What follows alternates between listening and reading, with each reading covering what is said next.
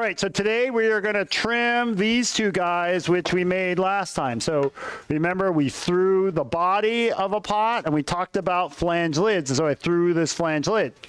I have let them dry, and they're both about leather hard. When I feel this flange lid right here is a little bit wetter than this, right? So remember that if I was paying more attention, I should have bagged this one up a little bit earlier to stop it drying, but I wasn't. So I have to, when I'm trimming this, I have to take that into account, that this is drier, it has shrunk some. This is a little wetter, it hasn't quite shrank. So if they fit perfectly, like super perfectly tight now, this one will shrink more and they'll be a little bit loose. That makes sense later. If it were the opposite, right, this was still really wet, this was dry, this had shrunk. If it fit perfectly now, they may not fit at all later because this will shrink more, right? That makes sense. It's better to have a slightly loose lid than one lid that doesn't fit all the way. All right, so I already took this one off. This one, let's just take it off because I know it's going to come off anyways. So here we go. You know what I'm going to do? Can you hand me a sprayer from over there, Andy? So I'm going to spray this top down really fast. But let's see if it fits. Now this is only because that the top is just getting a little dry for me, for my taste. So there we go. We're spraying down the top just a little bit. Not the best move to do in the world, but it will help. So now I gotta do some delay tactics about what's going on. So what am I gonna do here? Of course, when we look at this form overall, it's a little chubby here, right? And we talked about this last time, right? I'm gonna trim this back, and I knew that going in. So you see how the form overall is not symmetrical, right? It doesn't look great. It looks good. And somewhere around here, it just looks a little too pudgy or something, right? I'm going to trim this back so that that line gets back into something better. And I knew that when I was making it. So there's that. What I'm going to do here is now let's see if, now that this is dried, let's see if this will fit on there. Right? So let's see if it fits. This is a test. Oh, it actually fits quite well, right? And it's actually rattles around a little bit, so we're okay with that amount of rattle. It fits better, or it feels better than it is, because I put this little groove in there, right? So that groove kind of hunkers in. This lip kind of hunkers in that groove. And even though it's like a little bit rattly, it actually does a pretty good job. Okay, so if it didn't fit, we could trim this part of the flange that way a little bit, right? Or I could trim this out a little bit, right, to make it fit. Or I could just trim it down vertically a little bit because it's expanding form, right? And if I trimmed it down, the hole would get wider, right? So these are all coping techniques, right? If it was too small, like it is now, nothing I can do about it, actually, right? Too small means, like if the lid is too small, like it is a little bit now, there's only a couple things we could do. We can either make this hole smaller, which we can't do, right? Not without really messing it up, or make this wider, which we can't do either, right? Okay, there is a trick for making this wider. What you could do here is, you see that slope, that this is canted in a little bit? You can trim down, vertically down into here, lengthen this flange. That makes sense? And that slope, it will get a little bit wider. But in general, that's not the greatest idea because I don't have that far distance, right? I want this vertical distance because I'm using, you'll see later that I'm going to use this vertical distance for my dome, to create my dome of my lid. So here we go. So first of all, we center this guy because we're going to start by trimming this first. Why? I could start by trimming this upside down, but that means this is going to get smaller, and I'll have a foot on there that's a lot smaller, right? And I'll be trimming off a lot of weight. If I do that, this becomes much more tippy, right? Like woo, ba-doo, ba-doo. So right now it has more weight down here, and it's wide as it's ever going to be. So if I use this, I center this. Let's just do it really fast. Right? And then what I'm going to use is this, and I'm centering to the hole, not centering to the bottom. I don't care what the bottom is doing. I center to the hole, right? And it's pretty good. And then I'm going to take my clay and secure it down. right? Like this, secure it down, like bloop, bloop, bloop, bloop, bloop, bloop, bloop, bloop. And then I secure this down. Bloop, bloop, bloop, bloop, bloop, bloop. And then I secure it down. Sound effects really help. It's like part of the entertainment factor. And then you don't realize that I hear students sometimes making the sounds as they're putting on the handles and stuff. I do. Right? And so it's a little bit off center. I knocked it. You see how I knocked it a little bit off center? But what we're going to do here is I'm going to wet this down a little bit. Why? When I wet this down and I put this guy down there, it will stick a little bit, but not enough that it won't stick forever. Right? Ooh, I shouldn't have put so much water on the inside by mistake. Watered the inside. Right? And then this is wet now, and I can put this guy down, and I kind of let it hunker in. So I want it to stick a little bit. Why? Because it won't shift as I'm trimming. Now, this thing is not quite centered. You see how that's off? I know that this came off the wheel centered. So I'm going to take this and take that off, and I'm just going to center the lid. This is my plan here. All right, so I'm centering to the outside of the lid. Then I can secure that back down. That was tap center, right? So don't forget that was tap centering. I just did a tap centering demo right there. Remember, the tap center challenge is you get a John Hasegawa mug, right? If you can tap center, you can show me that you can tap center, and then you'll put your name up on that sheet. Right? And it's only for people that didn't win the tap center challenge in years past. All right, centered, now I can start trimming, right? So I can trim down to that line. That's why I put that line in earlier. Oh, we need to get a sure form.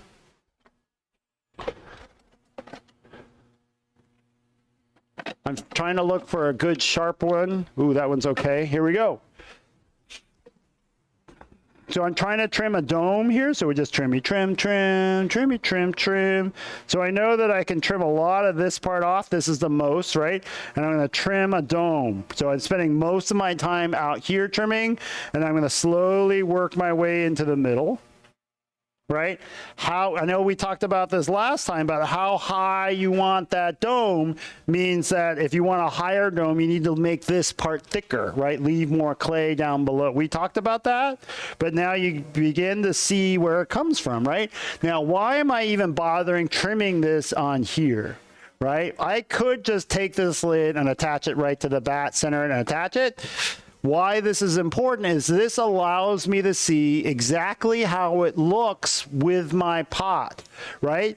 That makes sense, that I'm able to see everything all at once. So I'm trimming it so that it looks good with the pot that's already made, right? And I already made the pot to look good. And remember, I was trying to think through how it would look with that higher dome. Remember, I was all part of the process, but now reality is often different than what actually your thoughts were, right? And that's always important, to always be thinking about what you're wanting and then what you're getting, right? And sometimes what you're getting turns out better, right? Through the process of you making.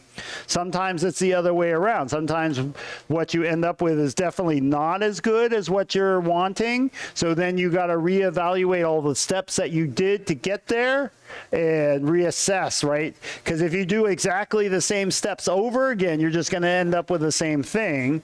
So you have to figure out what you're going to change next time. So now you begin to see the dome starting to happen, right? Because I'm starting to roll this guy back and forth here as I'm trimming. So now awareness for thickness of this is critical for me, right? Because I could just keep trimming, trimming, trimming, and it could get really thin and weak looking. But I want a little bit of strength there, right? So I don't want to trim this too thin here. So I'm running out of like the verticalness to trim, but I'm getting close, right? You could see that. What do I want? I want to create something that has a feeling or something that comes across here that fits with what's going on down on the body, right? Does that make sense? So it's getting close. You see that? I'm in the neighborhood. And then with the understanding that I'm still going to trim off some of this later, right? And you see why this is important, because right now I can see everything together, right? And so I still know that I have more to trim off, but I also know that I'm getting close, right? If you didn't have it sitting on here, you wouldn't know how it's going to look together, right? And this just helps it make it easier. So what's the drawback of doing it this way? Drawback is that it's sitting on here and it's sitting really high up in the air. There's a chance that this whole thing could tip over and fly off the wheel, right? There's a chance maybe that this isn't going to stick on here very well, right? There's all sorts of little issues that could go wrong.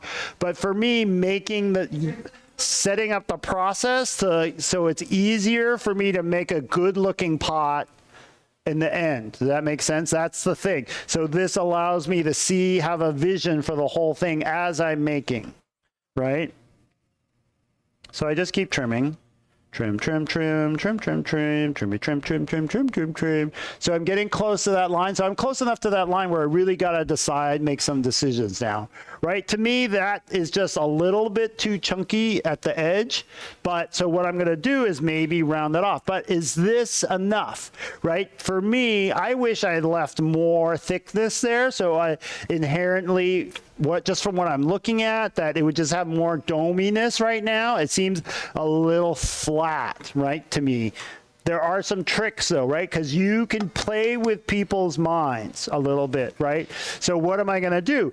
I can't really do much more, but check this out. I am going to trim this, drop this edge and round it over. Kind of think of it like an airplane wing, right? An airplane wing kind of at that one side kind of has this, on the leading edge, it's kind of this big, fat, chubby, round thing. That's what I like.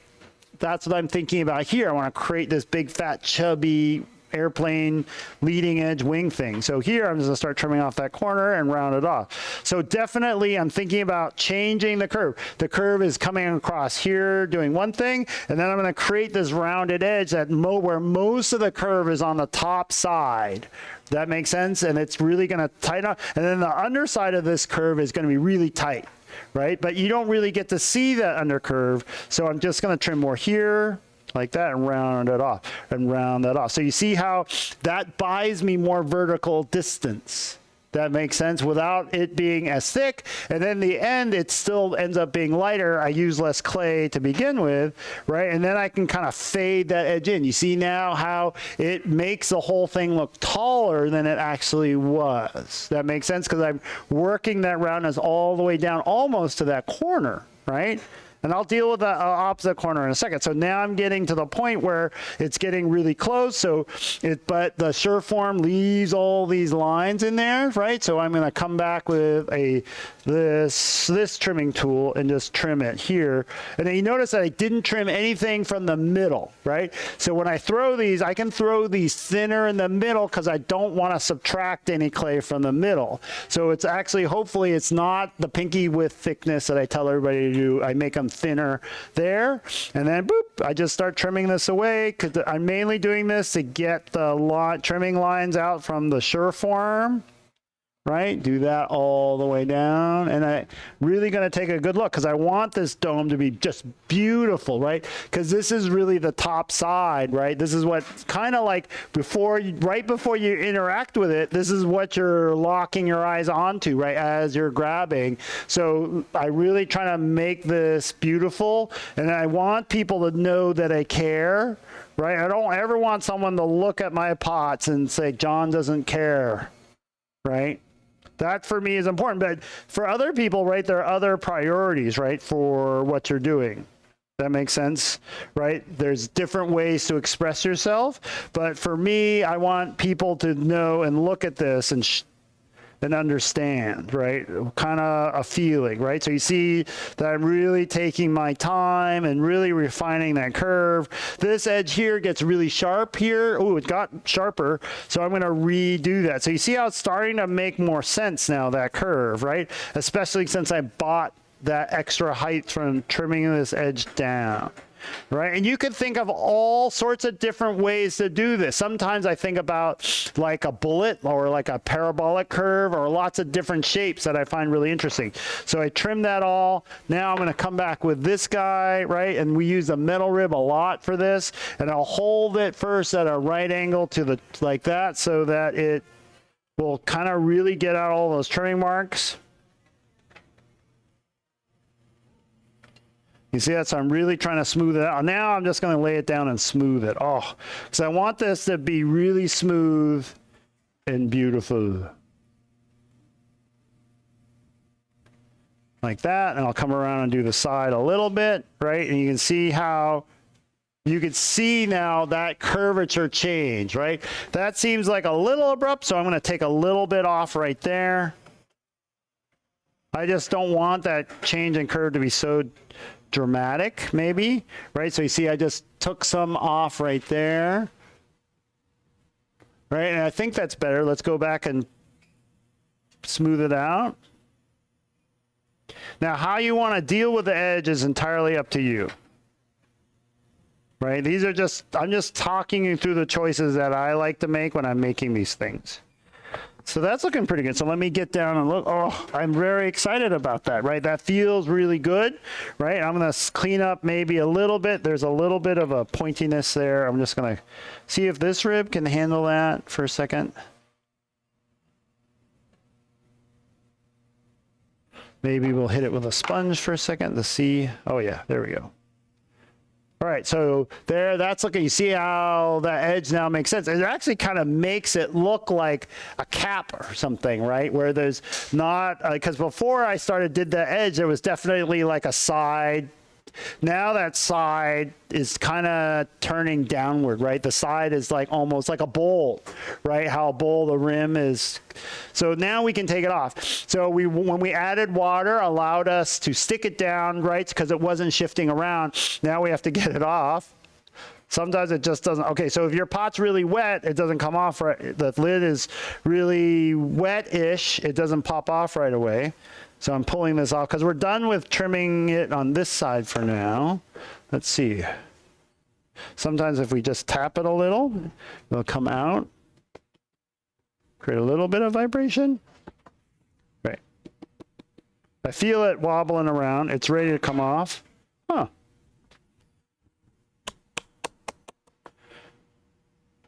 There we go. So now it's off, right? So that's our lid. You see that? And that actually looks pretty good. Sometimes I gotta flip it over for a second and do some cleanup here. If I wanted to do that, I would recenter it and rest. Let's just do it really fast, right? So I have to recenter this again really fast. So this is once again why tap centering is so critical, right? You gotta, and then I'll pop this guy back on, and then I'll just recenter this on here, because now this is round, right? If I pop it on the wheel all by itself, right, it's just gonna like roll around. So I have my perfect little chuck here, and I just center it up like that. Ooh, I had it there for a second. I didn't actually have to tap it.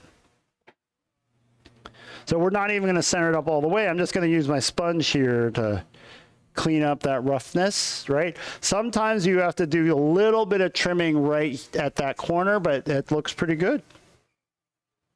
All right, so lid is done, right? So we can pass that around, right? So now we are gonna flip this guy over and trim it. And remember that remember this part is too chubby on purpose, right? Looking inside, I'm thinking about where I want to put my foot. Maybe outside of my foot is there. From looking at the inside where the flat part is, right? So I'm trying to put my nail right around where the flat part on the inside is, right? So I'm really looking inside where the flat part of the bottom ends, and I think that ends right about where my nail is. Then we center this baby up. And you guys have seen this part before, but you see I'm trimming it. I'm trimming this later, right? I'm not trimming it first. Pop this in there. We'll try to do this one fairly quickly because you guys kind of know this story. All right, so one more. There we go. Here we go, here we go, here we go. And then we start trimming here. Oh, just for reference, we can put a line right where we think the foot is going to be. I don't normally do this, but just for demonstration purposes, I'll do that there, and then I can just start trimming.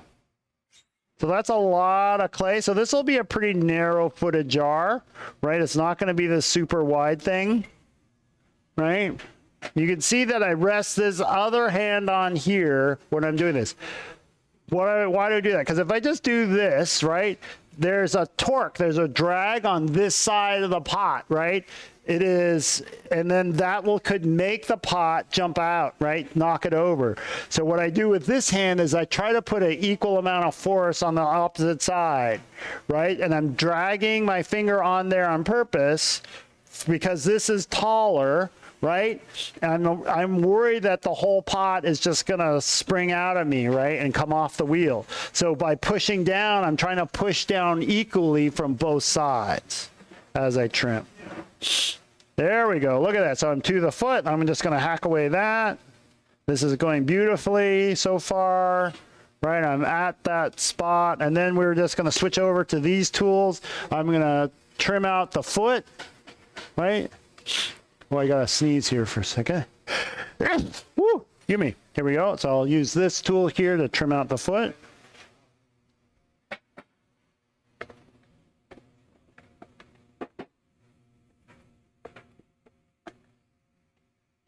There, so that's my verticalness of my foot.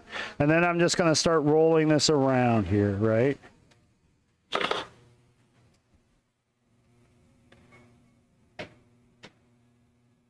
Right, so I roll that off, and then I know, right, it's starting to look good, but remember, I know that this was too chubby, right, down here. So I'm going to trim back this curve, right? I just remember, right?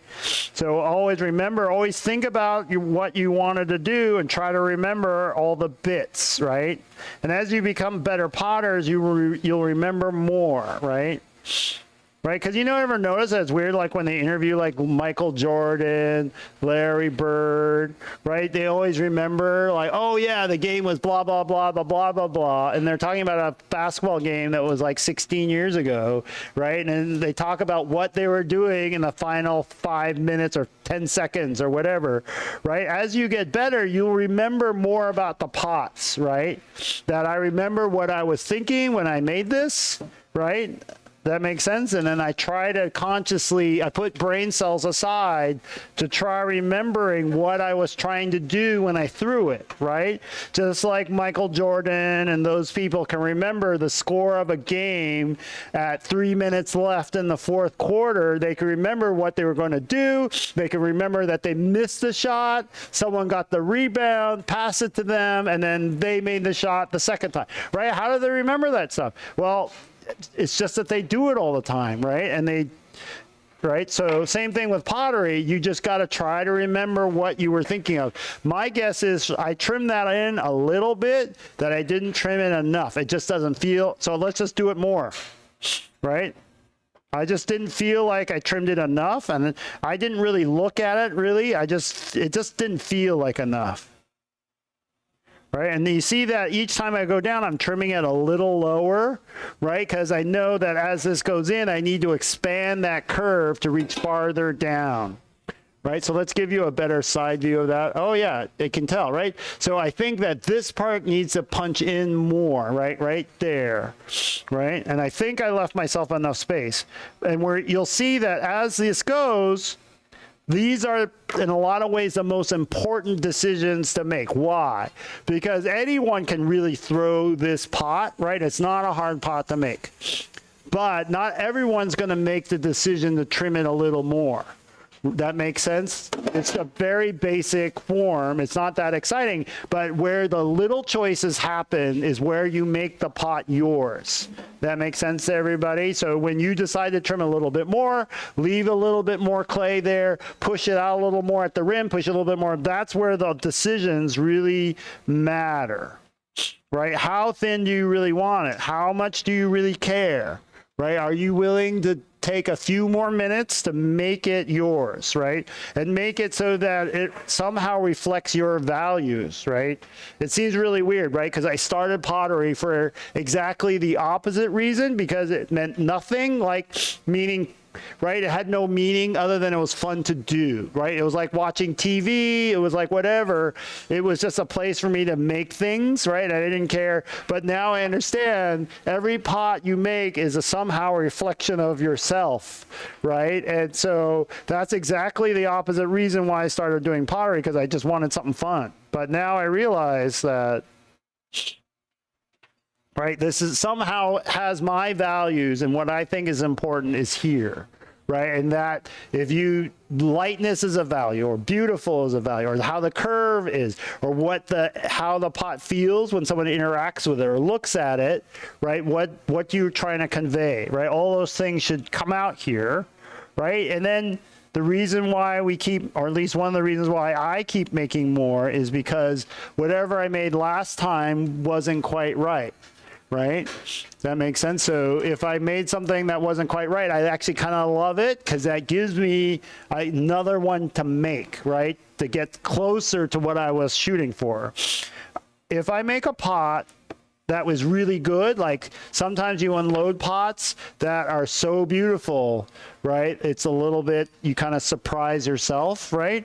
It's one sense, it's kind of a sad moment for me, because I realize that maybe I'm done making those pots, right? If I make the perfect one, right? Why am I going to make the next version of the same pot? That makes sense, everybody? It's always that struggle for bettering yourself, right? This is a vehicle for improving yourself, right? Or becoming more expressive. And if I feel like the pot I made, if I ever feel like or realize that that pot that I have made really is the essence of everything I was trying for, right? Then I will lose the drive to continue making those. I need to start making something else, right? That's just a little bit of John. But that could be not the reason why you're doing it, right? You could be doing it for a completely different reason. You could be just like I was, right? Just making it because it's fun, right? And it could be just that's my part of my journey. You know, I may look back on this video and say, ha, ha, ha, John, you're so stupid, right? Liking it a little bit. But that's where I'm at now. That's my space right now, right?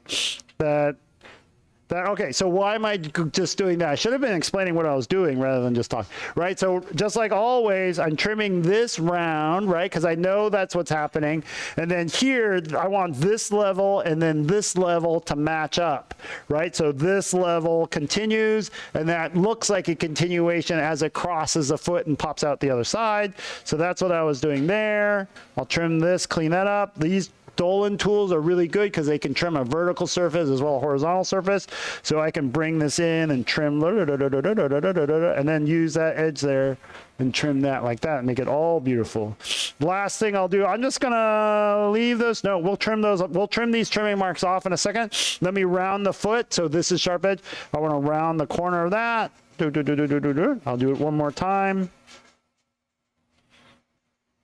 Right there. And then I think I talked about the foot, but I'll explain it again here in a second about, see, I'm really rounding that foot off. Since this is a pot that has a lid, right, it's like twice as much work, right? And you only get one pot out of it. So spend excess time to make it more than double good, right?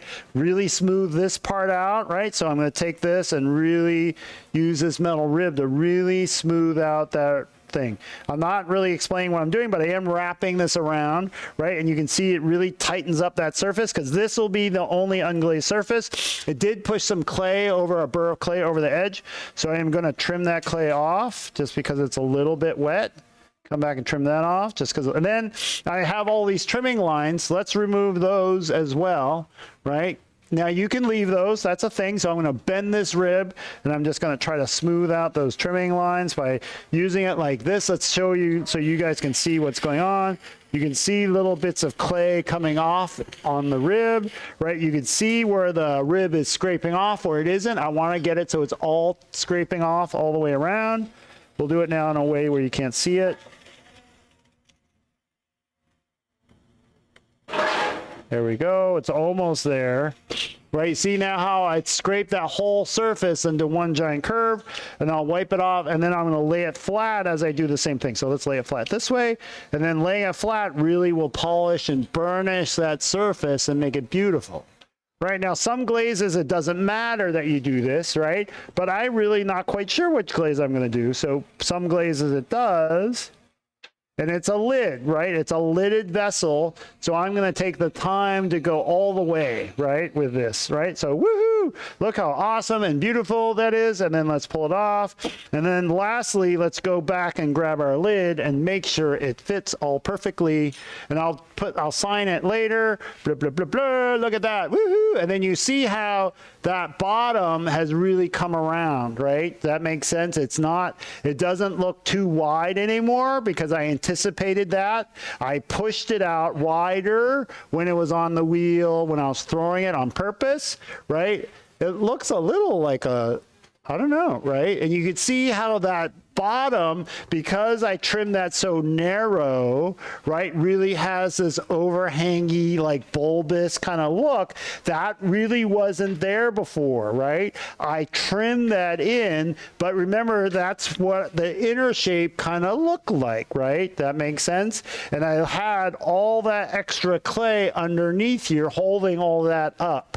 Right? And I trim that into there. So people are always wondering, how do you make this? Blah, blah, blah. You just push the clay out into that shape, right? That makes sense. And then you trim back underneath. That's one way to do that. And then let's look at it from the side completely, like, woohoo, there it is. And that's it. And then always, always, always, for me, I like to dry these out together, right? These go through all the firings together. They dry together. Everything like this firing together, because the lid can help hold it all together, and you want them to dry out the same. You don't want the lid drying out and becoming bone dry before this does or anything, right? That makes sense to everybody? And then this is feeling really groovy. I'm excited. And then we will glaze this later because there's some tricks about glazing lids, right? That makes sense, glazing pots with lids. So we'll bisfire this, and then we'll glaze it as one of our glazing demos later in the term. Are you going to put a knob or handle on that? No. Yeah, we're going to leave this one like this. For this sort of jar, right, I make the lid small enough that you can grab over the top, right? That's good. So that's why it has an overhang. Now, if I made this non-overhanging, like had it closer, then I would need a knob. Or if the lid was too big, right, and you can't get your hand around, then it needs a knob. But we're going to talk about knobs when we do lids again next week, because we're going to make lids that require a gallery next week, and then I'll show you how to put a knob on this guy, a throne knob on something. That makes sense to everybody? Sound good?